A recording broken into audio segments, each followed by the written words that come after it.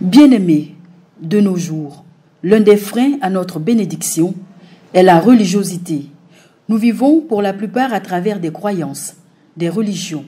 Mais dans l'arène de la liberté, ce préjugé est chaque jour brisé, car Jésus-Christ de Nazareth est au-dessus de tout.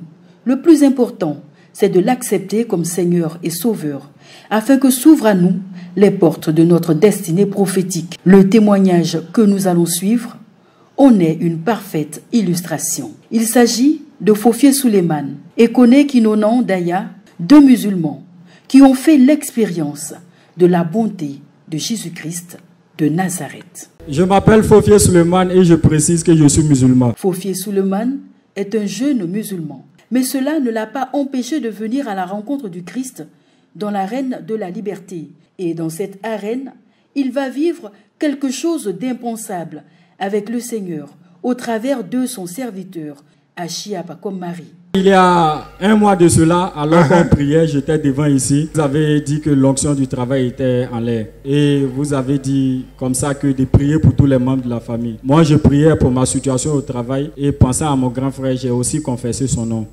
Par la grâce de Dieu, alors qu'il a déposé son dossier dans une institution, il y a un mois de cela, ils l'ont appelé et j'ai dit dans mon cœur que mon Dieu ne déçoit pas. Tu auras du boulot. Oui, Dieu ne déçoit jamais. Ce qu'il dit, il l'accomplit. Fofié a confié son frère au Seigneur dans l'arène de la liberté et les portes du travail se sont ouvertes, mettant ainsi fin à plusieurs années de chômage. Le mercredi passé, il est venu au service, il m'a dit qu'ils l'ont appelé et il a allé signer son contrat. Il a commencé, il est en CDI et il a une assurance de lui a tout donné.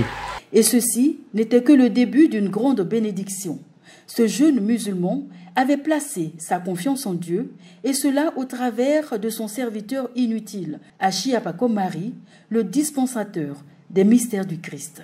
Il avait réussi à se mettre au-dessus des considérations religieuses, et le Seigneur l'avait rejoint au carrefour de ses besoins. Parce qu'il avait accepté Jésus-Christ de Nazareth, le vent de guérison le visita.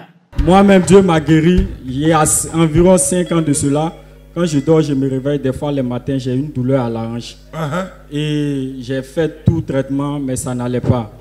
Donc, j'ai saisi le témoignage d'une sœur ici. Et pour ce problème, il a fallu que je change mon matelas parce qu'il a cru que c'était le matelas. Mais depuis un mois de cela, par la grâce de Dieu, je ne sens plus de douleur, ça va. Non seulement Suleiman se connecta au témoignage qui ce jour avait été dit, mais également il avait fait une promesse au Seigneur.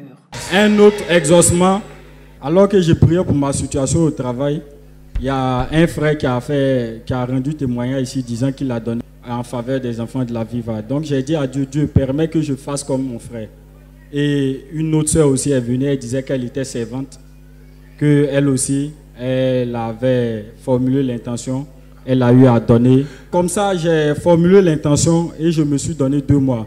J'ai dit à fin de ce mois ou à fin du mois prochain, il faudrait que moi aussi j'arrive à donner aux enfants de la Viva.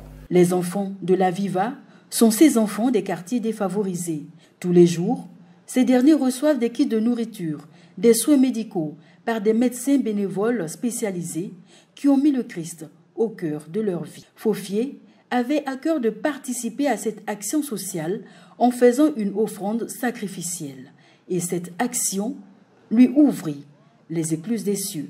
Dimanche passé, alors qu'une sœur passait ici pour rendre témoignage, elle disait qu'elle avait donné 10 000 francs pour les enfants de la Viva. Et par la grâce de Dieu, ses affaires ont commencé à marcher. J'ai retiré mon bidou. Pour la première fois, j'ai donné tout ce qui était dans mon bidou. Quand j'ai donné tout ce que j'avais dans mon bidou, je disais, ah bon, même s'il faut que je marche pour arriver à la maison, je vais marcher. Heureusement, il y avait des jetons et je suis rentré à la maison. Mais ce qui m'a fortifié encore le plus, c'est que quand la semaine a commencé, la semaine qui est en train de se couler, c'est-à-dire du lundi jusqu'au vendredi, Dieu a couvert tous mes engagements. il a couvert toutes mes charges. J'ai dit, il faut que je vienne donner aux enfants de la Viva. Elle est très fort, elle est très fort. Bien-aimés, tendez l'oreille et écoutez attentivement.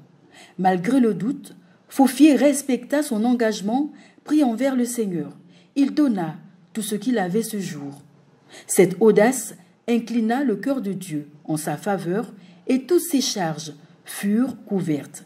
Bien-aimés, l'histoire de Fofié doit nous servir de leçon. Dieu est fidèle. C'est à nous de prendre conscience, de nous abandonner véritablement à lui. Pour ce qui est du second témoignage, il s'agit de mademoiselle Kone Kinonon Daya.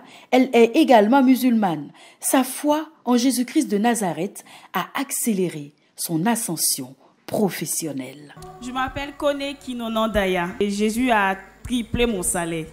Donc au départ, c'est une amie qui m'a parlé. Donc elle m'a dit, je dis non que j'ai 29 ans, j'ai pas de mari, tout ça. Elle m'a dit, viens. Tu connais un endroit où si tu pries. J'ai dit, je suis musulmane. Elle dit, non, c'est pas grave. Pour venir, tu vas prier. Dieu va te donner ton mari. Au départ, Daya avait des appréhensions. Parce qu'elle était musulmane, elle avait entendu beaucoup de choses. Les préjugés qu'elle avait entendus avaient mis la peur dans son cœur. Mais son amie, très vite, la rassura parce qu'elle savait, parce qu'elle avait vu et entendu les merveilles que réalisait Jésus-Christ de Nazareth dans l'arène de la liberté. Donc quand je suis venue, je priais, le jour-là, je n'avais pas assez d'argent. Le peu que j'avais, j'ai donné, j'ai fait mon offrande. Ce sacrifice fait par la jeune musulmane allait lui ouvrir les portes qui lui étaient fermées depuis très longtemps. Le lundi, on m'a appelé dans une société où j'étais avant une banque. J'étais dans une société auparavant, mais c'était un call center où je ne touchais pas assez d'argent. Donc, ils m'ont appelé, il y a une banque où j'avais fait un stage auparavant. J'avais encore déposé mes papiers, mais ça n'a pas marché. On m'a appelé le lundi là pour me dire de venir passer un entretien. Moi, j'étais étonnée. J'ai dit, d'accord. On m'a dit que ce sera la semaine prochaine. Donc, le dimanche, je suis revenue ici. Moi, j'ai appelé ma camarade, je suis venue avant elle. J'ai réservé sa place. Donc, j'ai mis en prière. J'ai dit, même si c'est un mari que je cherchais, cette occasion de travail, il y a longtemps que je cherche ça. Donc, que Dieu fasse que cette fois-ci-là, on me prenne. J'ai prié. J'ai fait une offrande encore plus que ce que j'avais déposé la dernière fois. Le sacrifice de Daya réactiva une demande d'emploi qui lui avait été rejetée auparavant. Ce sacrifice avait touché le cœur de Dieu.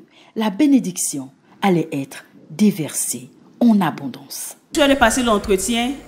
On était 4. À mon tour, même, elle m'a commencé à me parler en anglais et tout.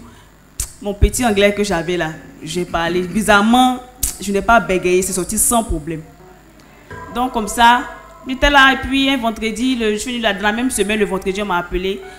On vient de signer votre contrat, vous êtes embauché à la banque. Et comme on m'a payé la semaine passée, j'avais dit que si je recevais mon premier salaire, j'allais faire un don aux enfants. Bien-aimés, Jésus-Christ de Nazareth est notre Seigneur et Sauveur.